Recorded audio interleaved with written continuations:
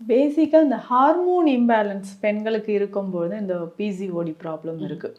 ஒன்றும் இல்லை, பிசிஓடினா என்ன, பாலிசிஸ்டிக் ஓவேரியன் டிசீஸ் அப்படின்னு சொல்கிறோம். நம்ம ஓவரிஸில் நிறைய சின்ன சின்னதாக நீர் கட்டிகள் இருக்கிற மாதிரி இருக்கிற கண்டிஷன். பொதுவாக நம்ம உடலில் கட்டிகள் இல்லை ஸ்டோன்ஸ் ஃபார்மேஷன் இருக்கும், கிட்னியில், கால் பிளாடரில் ஸ்டோன், இதெல்லாம் வர்றதுக்கான காரணம்னா நிறைய டாக்ஸின்ஸ் நம்ம பாடியில் சேர்றது.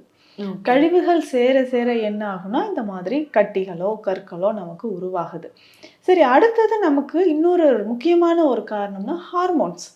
ஸோ ஹார்மோன் இம்பேலன்ஸ் இதனால பாதிக்கப்படுறவங்க தினம் தினம் இதுக்காக ஒரு மாத்திரை சாப்பிட்றேன், இந்த மாதிரியான சிகிச்சை முறைகள் எடுத்துட்டு இருக்கிறேன், இதனால இவ்வளவு கஷ்டமா இருக்குன்னு சொல்லிட்டு இருக்கக்கூடிய பெண்கள் நிறைய பேர் இருக்காங்க.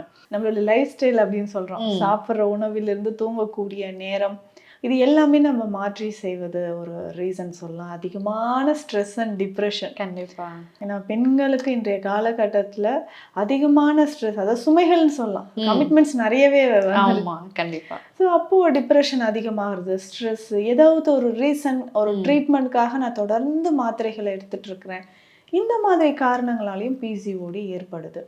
அடுத்து முக்கியமாக பார்த்தோம்னா ஒபேசிட்டி சொல்கிறது.